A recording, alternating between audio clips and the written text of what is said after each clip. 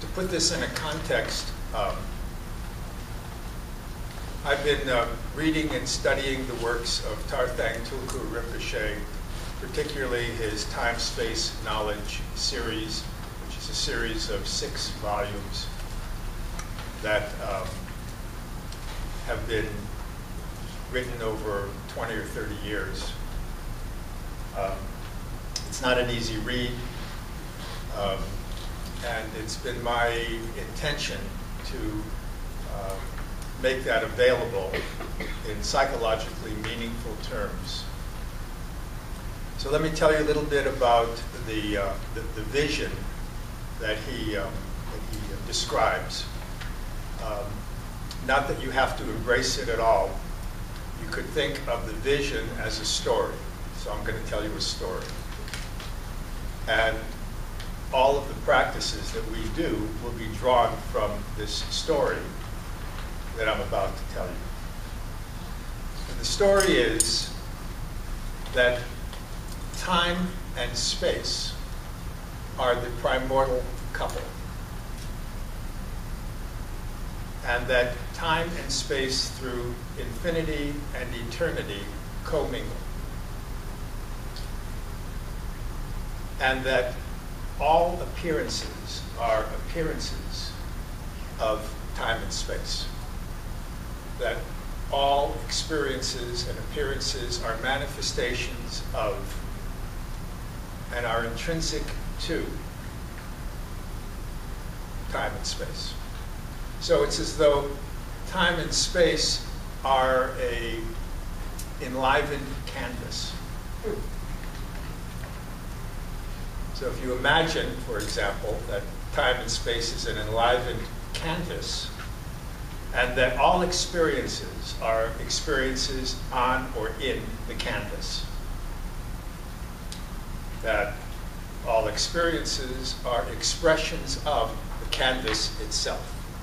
So this enlivened canvas manifests as patterns, as appearances, including the appearances of ourself, knowing that. But that's a presentation of time and space. The contemplation and the meditative practices that we do will be drawn from this story or this metaphor. So there'll be some experiences with space, there'll be some experiences with time, and that the premise is that there is a knowing, and the knowing is the afterglow of this intimate commingling of time and space. Time and space as primordial couple, undulate, combine, and what manifests is many ways of knowing. If this story informs a way of knowing, then we can begin to experience a more enlivened, spacious, animated way of being. Which brings us to the question of why is it that we meditate at all? Or why is it that we gather here together early on a Sunday morning? And it seems as though we intuit at some level that there's something that we're missing. There's something that we don't quite know or haven't quite appreciated.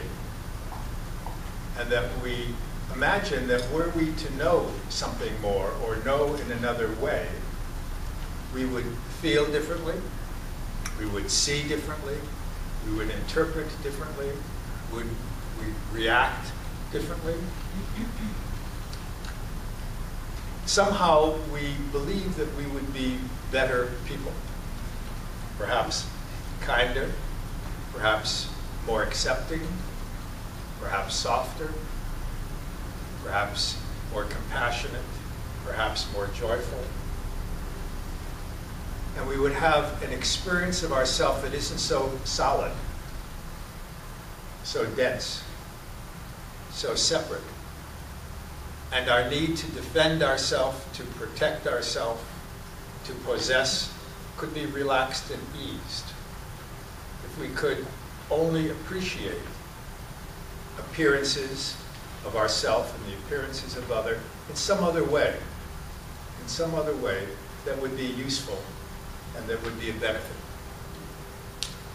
So it's in that context that the presentation and the practices that I'm conveying and sharing are presented. Because if we continue to sit on our cushions and to meditate with all of our old assumptions about reality still in place, then our meditative practice has to be limited to all of the old assumptions. We can't keep all of our assumptions in place and experience something new. So this is an invitation to consider reality in another light. To consider that things are not only as they appear. Things certainly are as they appear, but things are not only as they appear. And recognizing that things are not only as they appear opens up the possibility of knowing another way.